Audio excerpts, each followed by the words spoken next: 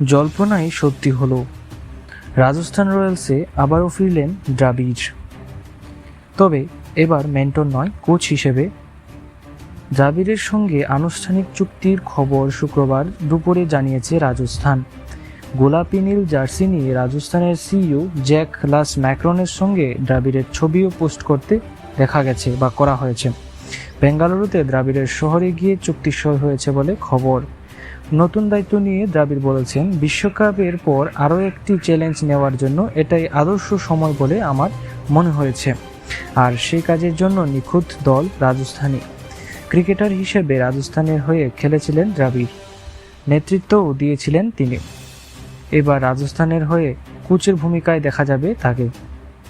2012 এবং 2013 সালে আইপিএলে রাজস্থানের অধিনায়কত্ব ছিলেন তিনি।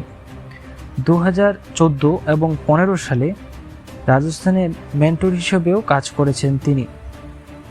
শোনা যাচ্ছে, নিলামের আগে কোন কোন ক্রিকেটারকে ধরে রাখা হবে সে নিয়েও রাজস্থানের পক্ষ থেকে আলোচনা করা হয়েছে দ্রাবিড়ের সঙ্গে।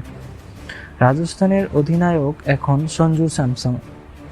দ্রাবিড় অনূর্ধ্ব-19 দলের কোচ থাকা থেকেই সঞ্জুর সঙ্গে কাজ করছেন।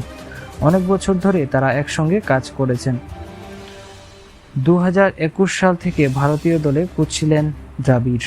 তার প্রশিক্ষণে ভারত টি-20 বিশ্বকাপ জিতেছে, একদিনের বিশ্বকাপ ফাইনাল খেলেছে এবং বিশ্ব টেস্ট চ্যাম্পিয়নশিপের ফাইনালও খেলেছে। তার আগে অনূর্ধ্ব-19 দলকে বিশ্বকাপ জিতিয়েছিলেন দ্রাবিড়। কোচ হিসেবে যথেষ্ট অভিজ্ঞ এবং সফল তিনি। দ্রাবিড়ের অভিজ্ঞতা কাজে লাগানোর ভাবনা ছিল কলকাতা নাইট রাইডার্সেরও। শোনা গিয়েছিল, মেন্টর গৌতম গম্ভীরের ভারতীয় দলের দায়িত্ব নেওয়ায় দ্রাবিড়কে সে দায়িত্ব জায়গায় আনা হতে পারে, যদিও কেকেআরের কোচ হিসেবে চন্দ্রকান্ত পণ্ডিত রয়েছেন। রাজস্থানের রয়্যালসের দায়িত্ব আগে ছিল কুমার সাঙ্গাকারার হাতে। 2021 সালে থেকে ডিরেক্টর পদে রয়েছেন কুমার সাঙ্গাকারা। শোনা যাচ্ছে সেই দায়িত্ব ছেড়ে তিনি কলকাতা নাইট রাইডার্সে যোগ দিতে পারেন। 2008 সালে আইপিএল জিতেছিল, তারপর আর আইপিএল জিততে পারেনি রাজস্থান। 2022 সালে ফাইনালে উঠলেও তারা হেরে যায় গুজরাট টাইটান্সের কাছে। 2023 সালে প্লে অফেই উঠতে পারেনি রাজস্থান রয়্যালস।